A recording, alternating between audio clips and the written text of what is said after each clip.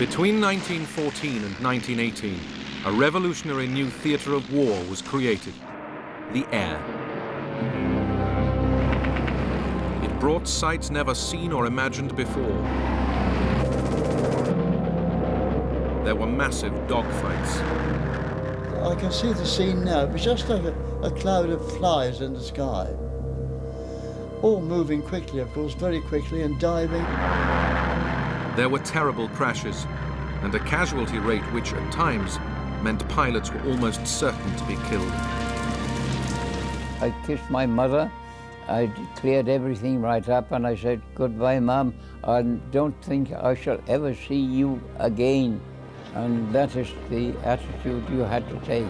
You were going to die. This air war saw aeroplanes which somehow took off from a platform on a ship's guns. And the invention of a radical new concept, the aircraft carrier. It fueled a technological arms race as designers on both sides sought to outwit each other. A race which ushered in the modern age of fighters and bombers. And a new breed of hero, the ace. Now this war in the skies can be seen as those pilots saw it, in color.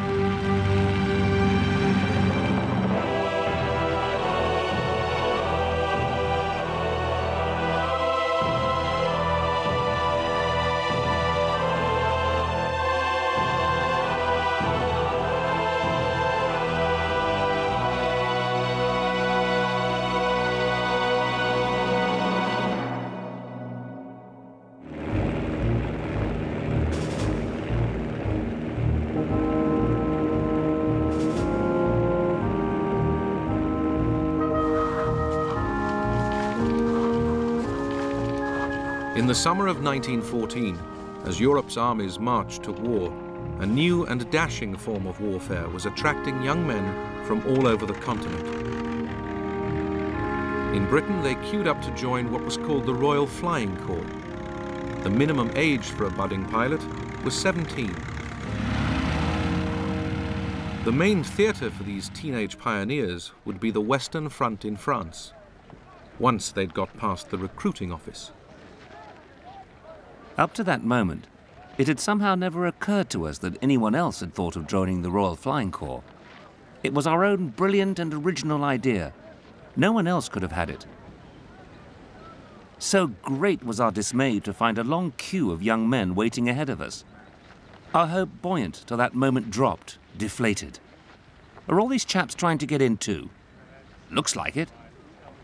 Then silence, and the slow shortening of the queue.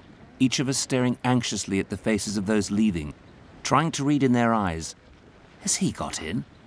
Shall I? The aircraft was only 11 years old when the First World War started. And if you think of yourself as a 19 or 18-year-old boy, really, looking at these machines, they are the Ferraris of their day. They are the Harriers of their day.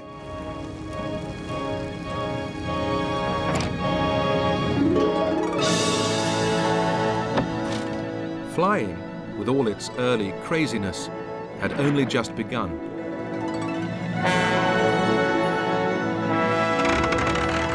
In 1903, the Wright brothers made the first powered flight at Kitty Hawk in North Carolina.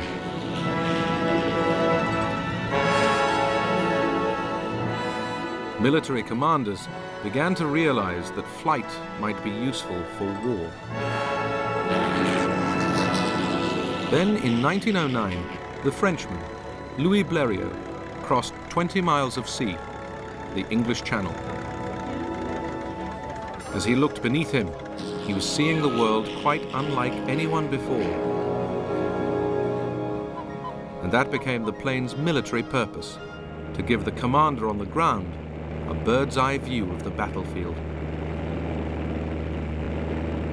The idea of aerial reconnaissance had come about in the mid-19th century with hot air balloons. And for most of the war, balloonatics, as the British called them, continued to be used as spotters from the air. But the gas-filled balloon became an easy target for enemy attackers.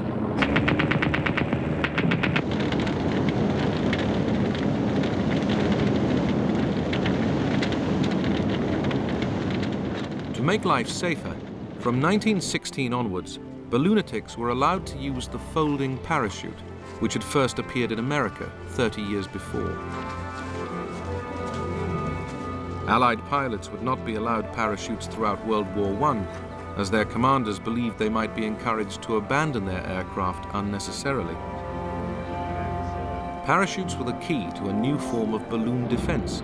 When the balloonatic spotted an enemy aircraft, he would immediately parachute to safety. The ground crew would then try to winch down the balloon before it went up in flames. It was hardly a satisfactory solution, and the smaller, speedier aircraft would end up as the key to aerial reconnaissance, using photography to spy deep into enemy territory. If you photograph something, you can see things that an ordinary observer can't, because you can take it home, develop the photograph, get a large size version of it, have a big detailed look and see it. You can spot gun positions, you can spot paths, you can spot command positions. As well as taking photographs, pilots were able to radio their findings back to ground controllers. The only way for the enemy to stop the information getting through, or the pilot returning to base with his priceless photographs, was to shoot him down. But in these early days, that was difficult. One of the biggest initial problems with having any effective armament on planes, be it bombs or machine guns or whatever, is simple weight. These are very primitive aircraft, very flimsy, very low-power engines. They have problems even lifting the pilot up, let alone a big, heavy machine gun with all its ammunition. Pilots had a further obstacle. The propeller in front was in the way. The first solution came in April 1915 from the French pilot Roland Garros. He put steel wedges on the propeller blades so that any machine gun's bullets that hit them would simply bounce off. Now, that's obviously not an ideal solution, first of all because of the extra weight of the armour to withstand the machine gun, and also because you've got 1 in 10 bullets flying off God knows where, and some even might come back and hit your own aircraft. Despite those dangers, Roland Garros shot down 5 German planes in 2 weeks. Their pilots never knew what hit them. But then Roland Garros was forced to land in German-held territory. The Germans immediately saw why this aircraft was so successful, and we are really only talking about one aircraft, which cut a swathe, relatively speaking, through the German Air Force at this time. As soon as they saw the crudity of it, or how they were trying to achieve this firing through the propeller, that they handed the whole machine over to a very talented, very brilliant Dutch designer called Anthony Fokker. Fokker solved the problem and revolutionized the future air war by inventing a gear that synchronized the machine gun's fire with the propeller's movement, ensuring the bullet would always miss the blade. Soon, German pilots were perfecting the tactics which would bring slaughter to the air. We could see it was a German machine, and when it got above and behind our middle machine, it dived onto it like a huge hawk on a hapless sparrow. I was very thankful indeed to return from this outing. Allied aircraft were defenseless. 1915 saw what became known as the Fokker Scourge. An Allied pilot's life was measured in days.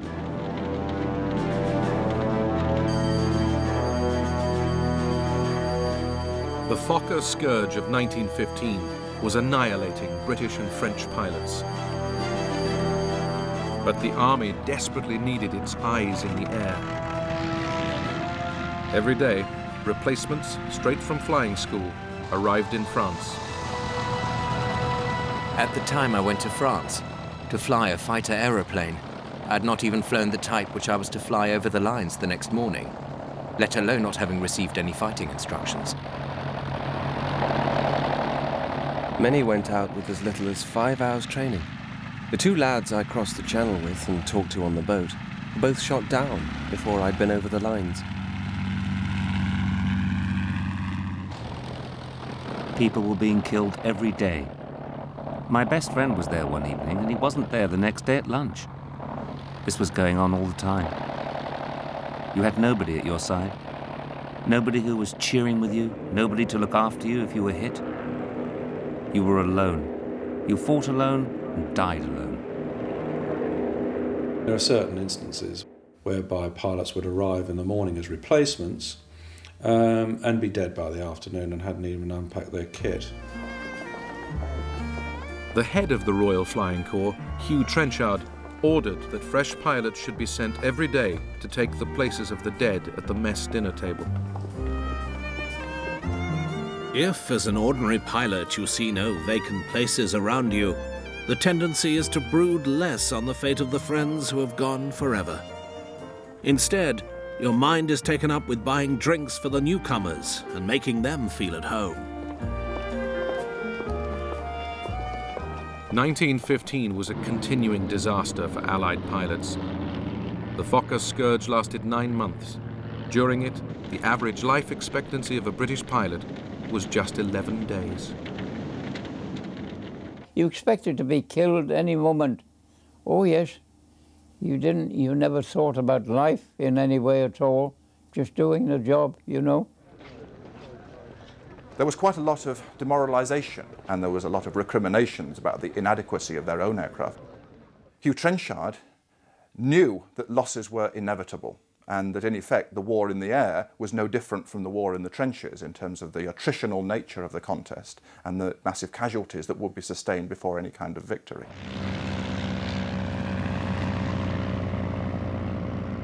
By the summer of 1916, the Allies had caught up in the technological arms race. Their planes now also had forward-firing machine guns.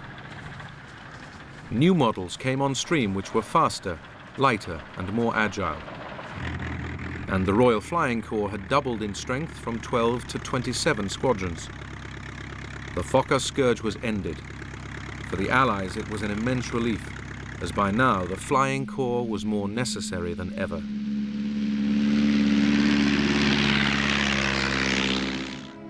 The stalemate of the trench war had lasted nearly 2 years. Both Allied and German commanders were desperate to break it. In February, the Germans had launched a massive offensive at Verdun, and the French were holding on for grim life. To relieve them, the British Army planned its attack at the Somme in July. Aerial reconnaissance was vital, not only for pinpointing German targets, but also for guiding artillery fire. With their new, improved planes, Allied pilots went into action. Some became household names. Men like Albert Ball. Albert Ball was an inspirational pilot for the Royal Flying Corps because no odds were too great for him, and it in a way mirrored the whole Royal Flying Corps approach that Trenchard had. They were not afraid of odds. They would always go for it, even if it meant their own death. They say I crashed to the ground at 120 miles an hour, and to look at the undercarriage I should think that I did. However, it's nearly ready for flying again now. It was a rum feeling coming down, for I had time to see that my number was up. However, it wasn't. Ball was not the future of the Royal Flying Corps. He couldn't be. He relied on luck to stay alive. He'd come back with his aircraft riddled with bullets. Albert Ball was killed at the age of 21. He'd shot down 44 German planes. The French, in particular, were quick to exploit their aces. By focusing on the lives of the heroes of the air, they could distract the public from the carnage of the trenches. Successful pilots were courted by the press and paraded in high society.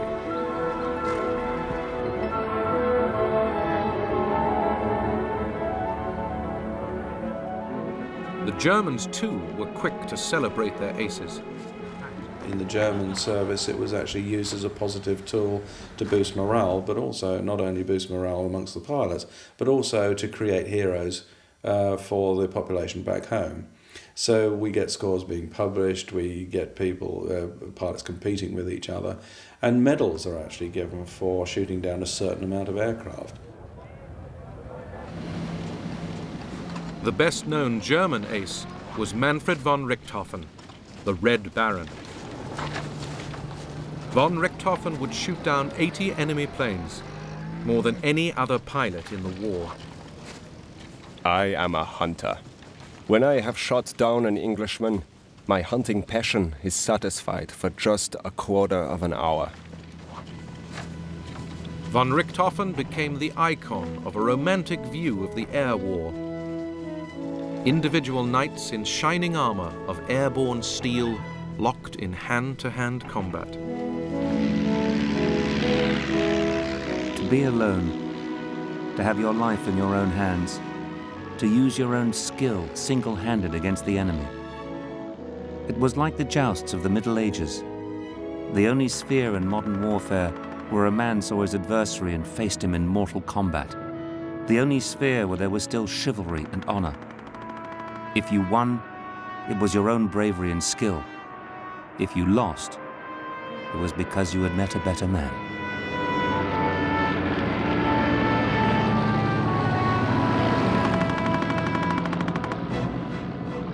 But oh, my old Ma, one can't lay down the rules while on mere earth for people on fighting patrol in the air. You are a different man. At least, you aren't a man at all. That is, I am not.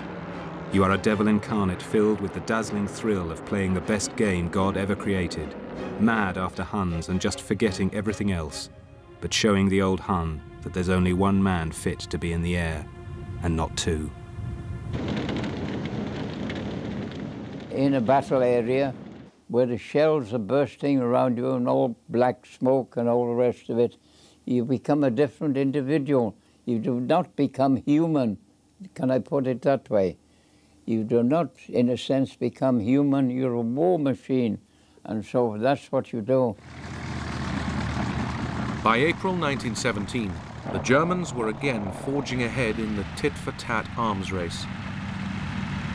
Part of their advantage was tactical. They began to operate in squadrons of 14 aircraft called Jasters, sending 3 or 4 Jasters over the lines at a time. These massive groups became known as the flying circuses. The Jasters led to the first great scenes of squadrons rather than individuals dueling, the famous days of the dogfights. British and Allied squadrons would meet the German circuses in the skies over the trenches and battle to the death, often to the amazement of infantrymen below. I can see the scene now. It was just like a cloud of flies in the sky. All moving quickly, of course, very quickly, and diving and round one another. And we could hear the shots, of course. But they were quite overhead. I've seen some marvellous air battles between 2 fighter planes. And but the trouble was, we never knew who won. We used to be betting with each other. I wonder who's going to come, who's going to win this day. Was it one of Jerry's or one of his own? Superior German planes and the Jaster tactics cost the Allies dear. In 1917, in what became known as Bloody April, they lost 150 aircraft and 316 men. Later in 1917, the first American pilots came over, but German superiority continued. Yet the Allied airmen had to go on flying over the lines to provide intelligence for their armies as they prepared for their summer offensives below. The commanders and really the pilots knew that they didn't have the equipment, they didn't have the best tools for the job, and yet they were being asked to contribute to a major offensive, knowing that the Germans had better equipment and to some extent better tactics at the time. So it's this tragic inevitability about the Flying Corps that at the time that they couldn't really do anything about. We got into a dogfight this morning with a new brand of Fokkers, and they certainly were good. This fellow just hung right there and sprayed me with lead like a hose. All I could do was watch his tracer and kick my rudder from one side to the other to throw his aim off. Heavy though their losses were throughout the war, British pilots knew that they were a tiny fraction of the ever-rising death toll on the ground.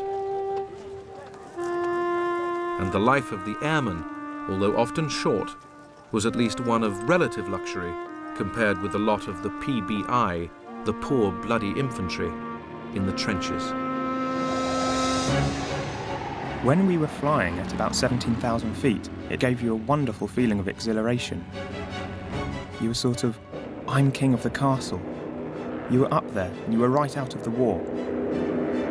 I'd been in the infantry and we were always lousy, filthy, dirty, and very often hungry, whereas in the flying corps, it's a gentleman's life. When they were on the ground, the pilot's life was very strange because they faced death on a daily basis in the skies, but then they'd fly back to their airfield, and there they had a comfortable mess, good food, decent bed to sleep in.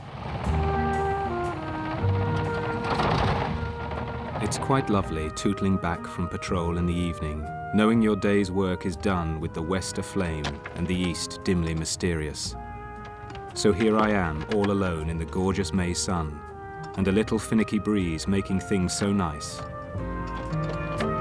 I can just hear the guns going, but bar that, the war seems very far away. Thank God.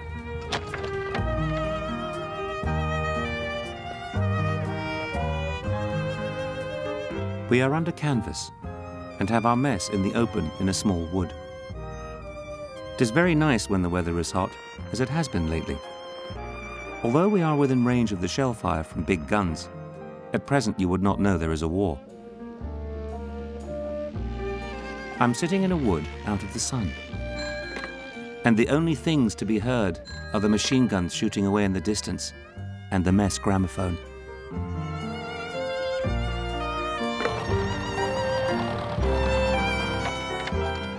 We live well. We went down to Boulogne and got an ice cream freezer, and we're the only outfit at the front that has ice cream for dinner each night.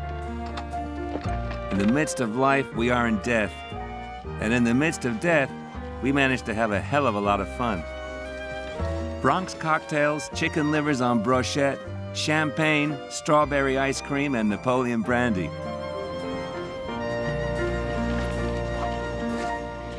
They were basically normal young men who might be killed any day, and they lived their lives to the full. A lot of them did suffer badly from nerves as the time went on, and they could see their death approaching. The heat of the long summer days was terrific, and our flying hours were many.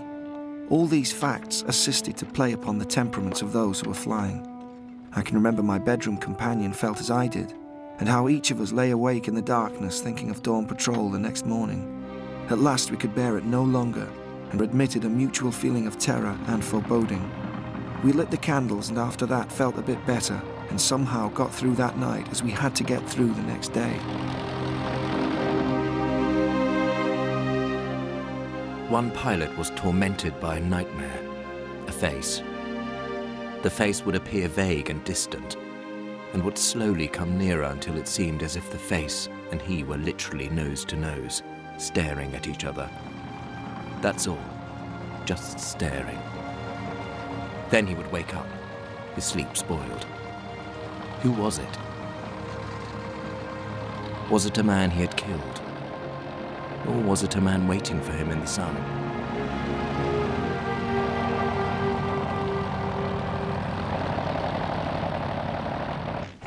Even the apparently invincible Red Baron, though he may have been free from fear, was not immune from death. It was a prospect he almost seemed to welcome. A glorious death. Fight on and fly on to the last drop of blood and the last drop of petrol, to the last beat of the heart and the last kick of the motor. A death for a night. A toast to his fellows, friend and foe. Ironically, the Red Baron, the greatest ace of them all, would be shot down not by an Allied plane, but by a machine gun on the ground.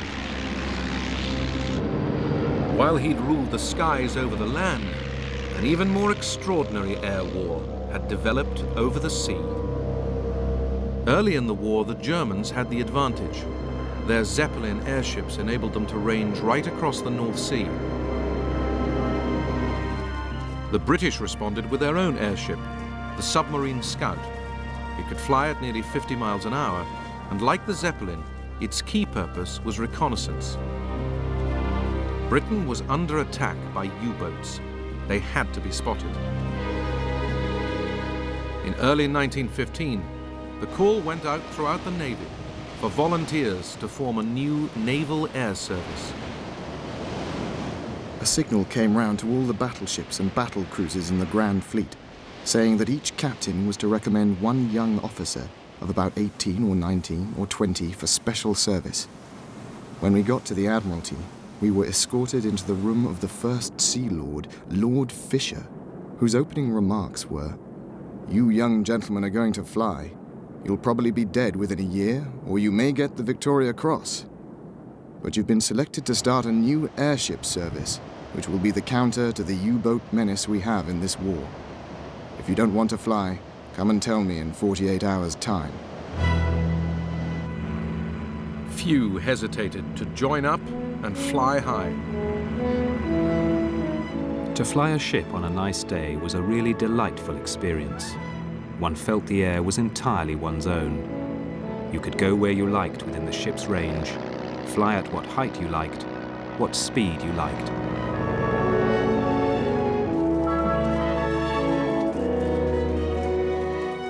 British airships grew ever more sophisticated. As well as spotting German targets, they set out to bomb them. But it was crude technology. We could keep up long hours, but our bomb capacity wasn't very great at all. We had quite small bombs, which were more or less lying loose, rolling around on the floor. Eventually, we hung them over the side on bits of string and carried sheath knives to cut the bit of string to drop the bomb. However graceful, balloons were hardly the ideal hunter-killers. What the Navy needed was more heavily armed and faster aeroplanes, which could operate at sea. The prime reason remained the need to counter German U-boats. In 1915, Germany had declared unrestricted U-boat warfare and was attacking any merchant ship heading for Britain without warning. Hundreds of ships were being sunk. Britain, which depended on trade to survive, was under dire threat. Though U-boats attacked from underwater, they still had to spend most of their time on the surface. Planes would be the best way to spot them, and could also help to sink them. But finding a way of enabling these early short-range planes to cover wide tracts of sea presented huge technological challenges. The Royal Naval Air Service's greatest contribution to air warfare was pioneering the use of aircraft at sea. Early on in the war, these airplanes would be float planes. The wheels of these planes had wooden floats attached, so they could take off and land on water. But getting the early float planes into the air was a painful business. To get the float plane onto the surface of the sea, you have to stop the ship and use a crane to lift it over the side. This is uneconomic, it wastes time, wastes energy. Taking off from the surface needs an awful lot of power, and the floats are heavy, cumbersome, and they slow the plane down. Then to get the plane back on board, the same process. Landing the plane on the sea, stopping the ship and hoisting the plane up had to be reversed. It was an amazing sight.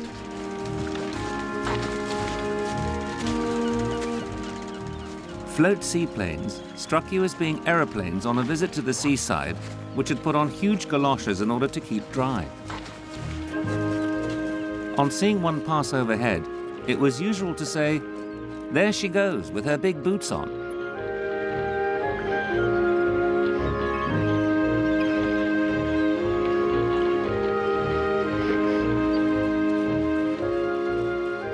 How to transport their seaplanes bedeviled all the warring nations.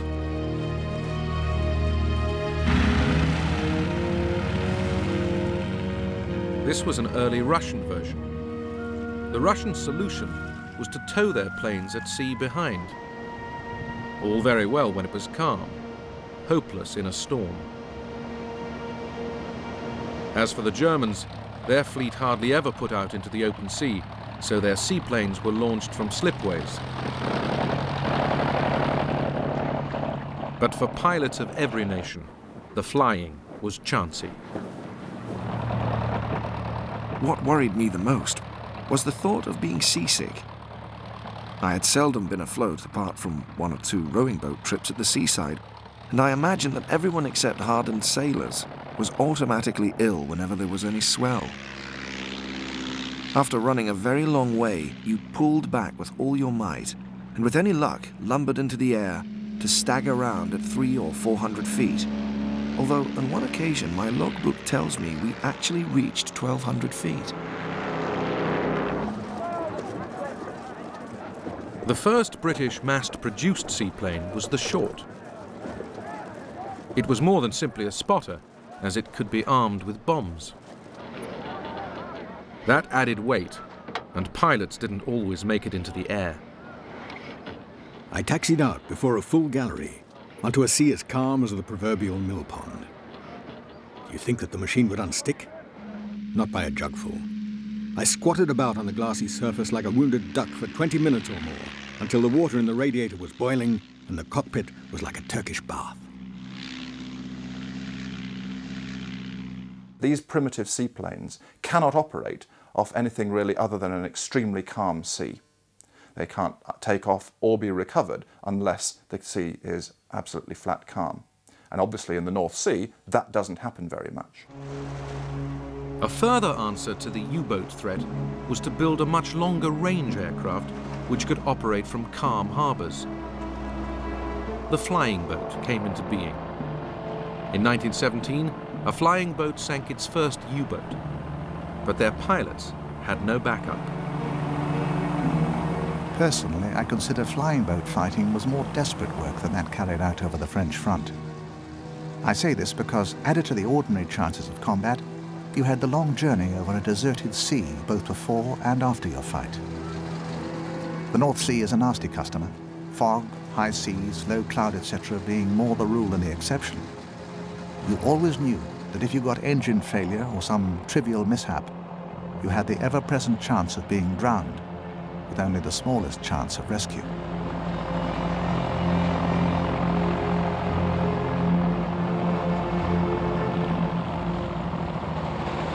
The real solution was to enable seaplanes to take off and land back on ships. Some extraordinary experiments began with the Sopwith Pup. When one was required to fly off, the platform was quickly rigged up, with planks on the turret right up to the end of the guns. With the guns at a certain degree of elevation, the total slope of the platform was slightly downward. That gave a run for the aircraft of about 75 or 80 feet.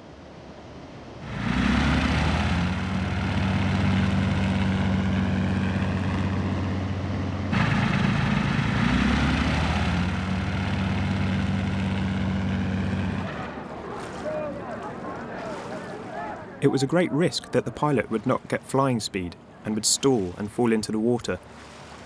But he would only miss the crest of the waves by not more than a couple of feet if he had judged the thing properly. It was an extremely hazardous operation, and I used to watch these pilots with enchantment, with great admiration for their courage and skill.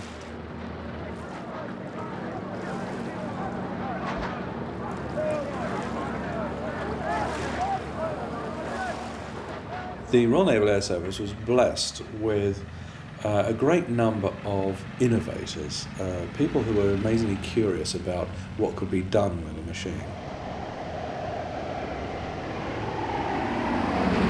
And it's these experiments that move the Royal Naval Air Service, or maritime flying, into a completely different realm, because the inevitable result of these experiments was the development of the aircraft carrier.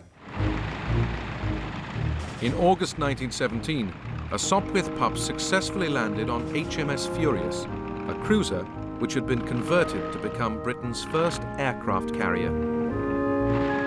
The first thing we had to do was to learn to fly on and off the foredeck. I remember the captain said, "You may as well take a revolver and blow your brains out." We have to synchronize the speed of the ship with the speed of the plane, which is quite difficult. Whatever the difficulties, a new type of warfare had been born. By early 1918, HMS Furious carried out the first carrier-borne raid, which took off from the carrier using wheeled aircraft to bomb and destroy the German Zeppelin sheds at Tondern. And this is the pioneer of modern aircraft warfare from the sea. The aircraft carrier comes of age in this conflict.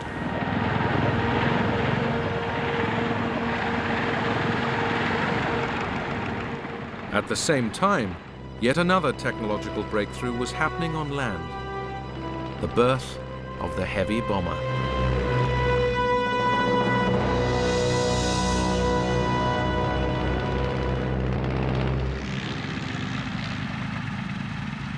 By the summer of 1917, Allied pilots on the Western Front had once again caught up with German technology.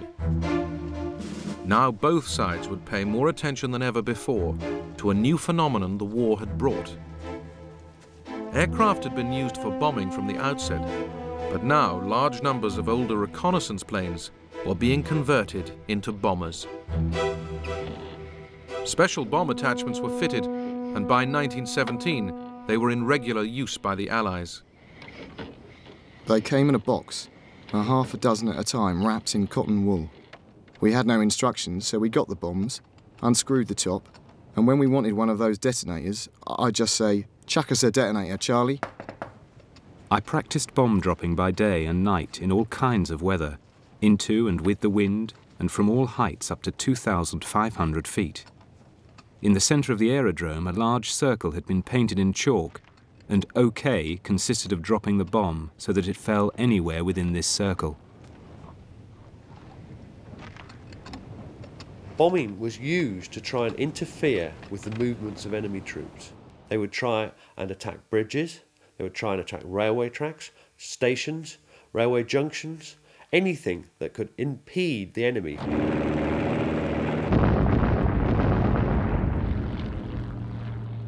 The bombers, flying low to drop their load, came under increasingly heavy anti-aircraft fire. The British called it Archie.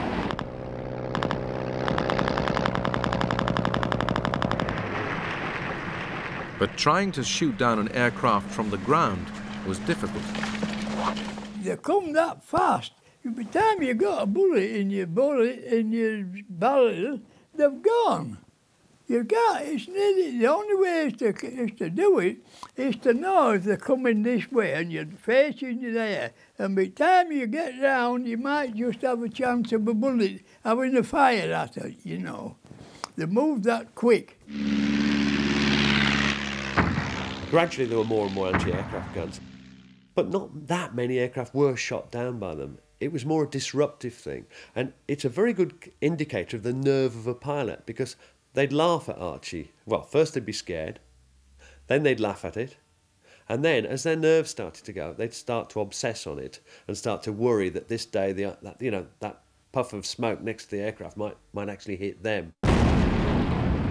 I wonder how long my nerves will stand this almost daily bombardment by Archie.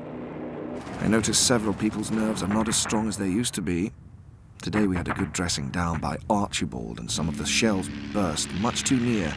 I could hear the pieces of shell whistling past. They have to burst pretty close for one to be able to hear the shrieking of loose bits of shell above the noise of one's engine. The air arms race of World War I brought a new and potentially devastating twist to warfare. For the first time, civilians became targets. The Germans carried out the first civilian bombing in January 1915 on the Norfolk coast. Their bomber was the Zeppelin balloon. In May 1915, Zeppelins bombed London. 7 civilians were killed. Look, there it is, a long black cigar-like shaped object coming very slowly. I put my arms round my mother, and I can tell you, I don't know how we felt. People began to make preparations for the Zeppelin raids. One big wine dealer was reported to have let one of his cellars, and people we knew had furnished theirs and slept with big coats and handbags for valuables at the bedside. The Zeppelin raids have a great psychological advantage at first against Britain, because Britain has always seen itself, ever since medieval times, as a secure island fortress. Nobody can touch us as long as we retain our control of the seas. They don't kill that many people compared to the later bombings of World War II, but it's the sheer novelty of being suddenly under threat from the air that causes more panic than one might expect, given the statistics. Zeppelins were slow and vulnerable, and the Germans developed a new long-range bomber, the Gotha. In the summer of 1917, squadrons of Gothas took off from Ostend in Belgium to attack England. I could now discern a lot of big machines in good formation flying east. I dived on the rearmost machine and fired a whole drum at close range. I had the satisfaction of seeing my tracer bullets strike all over his fuselage and wings. But beyond causing the Gotha to push his nose down a little, it had not the desired effect. I was very disappointed. How insolent those damn Boche did look, absolutely lording it over the sky of England. I was absolutely furious to think that the Huns should come over and bomb London and have it practically all their own way. The Germans deliberately fly over in these big white-painted bombers over London by day to show that they can do it and that they're invulnerable at the time to the British fighter opposition. So it does have a significant initial impact, again, like the Zeppelins, in terms of the panic that's created because of the novelty of the delivery means. In the raid on London, 162 people died. To calm the nation, a crack squadron from the Western Front was quickly dispatched home to provide air cover for the capital. The South African general Jan Smuts was appointed to devise a new home defense strategy. He introduced a series of early warning systems, explosive rockets called Maroons, police whistles and placards, as well as new anti-aircraft weaponry. The defences proved effective, so the Germans turned to night bombing. Poor dear Mary is dreadfully nervous, so we ensconced her in the first floor passage in a very safe place. Then Phyllis and I stole away to the top window. I've never seen such a sight. The sky seemed full of shells. Then there was a dead pause, very terrifying after all the noise. Then, coming from the east, we heard the hum of machines. We nearly killed ourselves trying to spot them, but we could see nothing in the fog.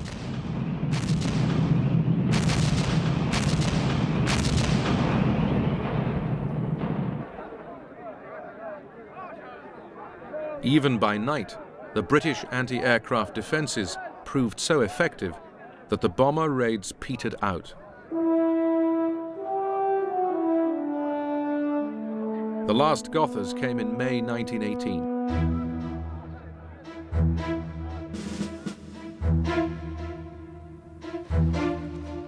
The British had also developed their own heavy bombers, like the Handley Page, which had the range to attack targets in Germany. These new flying machines were taking war to a new level. In 1918, General Smuts prophetically wrote, "As far as can be foreseen, there is no limit to the scale of aviation's future independent war use, and the day may not be far off when aerial operations, with their devastation of enemy lands and destruction of industrial and populous centers on a vast scale, may become the principal operations of war." What's most distinctive about the air war in World War I is how quickly it evolves. You start out with very, very primitive techniques, observation balloons and observation aircraft.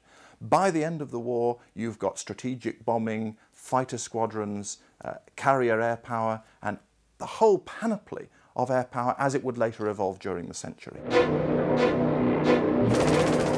For all the strategic and technological change that lay behind it, the war in the air ended up with individuals in their small machines fighting a latter-day hand-to-hand combat. The cost to them was very high. These young pilots may have died in their thousands rather than the millions in the trenches, but their chances of survival were every bit as low. The death of one ace, an American called Raoul Lufbery, summed up how they saw themselves. His mess song reflected a pilot's knowledge that his life was thrilling but short. We meet 'neath the sounding rafters. The walls all around us are bare. They echo with peals of laughter. It seems that the dead are there. So stand by your glasses steady. The world is a web of lies. Here's a toast to the dead already. Hurrah for the next man who dies.